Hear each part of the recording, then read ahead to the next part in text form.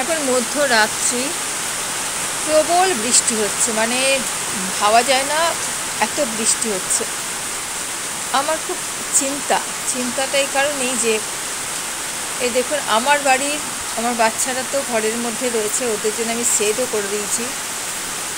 এরা মূলত আমার একদম বাউন্ডারি ওয়ালের ভেতরেই, কিন্তু বেডরুমের বাইরে থাকে।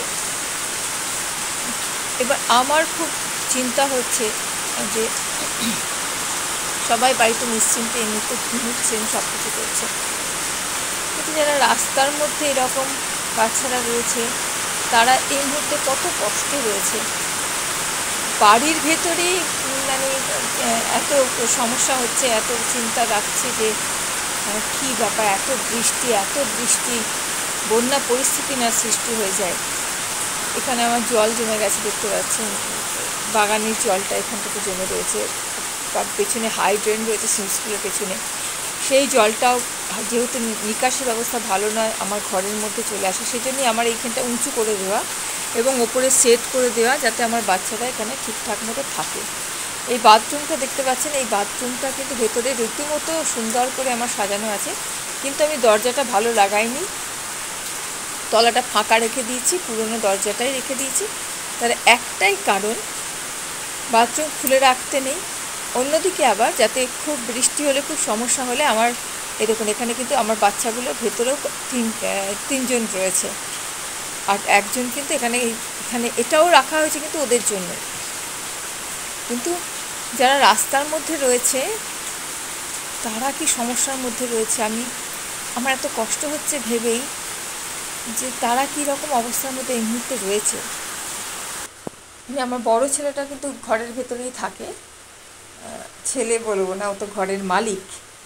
তো বাবা বাবা এ বাবা বাবা এ বাবা বাবা এটা কী হয়েছে কাঞ্চি?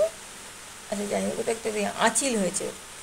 বাবা বৃষ্টি পড়ছে বলে ও খুব চিন্তার মধ্যে রয়েছে, সমস্যা ওরও খুব, ও একদম পছন্দ করে না বৃষ্টি। কদিন বৃষ্টি পড়েছে বলে আজকে তো সকাল থেকে টয়লেট পর্যন্ত করতে যায়নি, সন্ধ্যেবেলায় বৃষ্টি যখন থেমেছিল তখন গিয়ে জাস্ট মানে পেচ্ছাপটা করে এসছে, শুশুটা করে এসছে। তো ওরও খুব সমস্যা।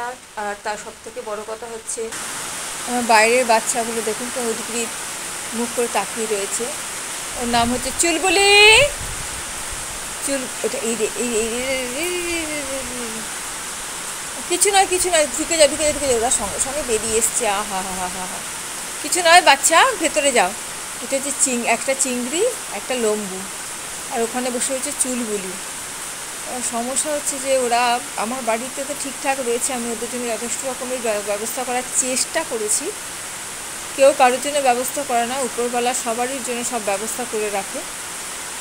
দেখুন এইটার জন্য আমি এই দরজাটা ভালো লাগাতে পারছি না বাথরুমে, আমার অন্য আরও দুটো বাথরুম রয়েছে বলে তাই, কিন্তু এইটার আমি মূলত ভেতরটা পুরো আমার টাইলস বসানো আছে, সব মোজে কাছে সব আছে, কিন্তু ওদের জন্য আমি এখনও পর্যন্ত দরজার তলাটা ফাঁকা রেখেছি, যাতে ওরা বিদ্যুৎ চমকালে খুব ভয় পায়, জোর যদি ফটকা ফাটানো হয়, বাজি ফটকা, সেটাতে ওরা ভয় পায়, বোম ফটকা ফাটালে ভয় পায়, যার জন্য ওইটা করা আছে, যাতে ওরা কোনো জায়গায় চলে নেওয়া যায়, মানে বিক্ষিপ্তভাবে ছোটাছুটি দৌড়াদৌড়ি করতে গিয়ে যেন আঘাতপ্রাপ্ত না হয়, তার জন্য আমার এটা করা আছে।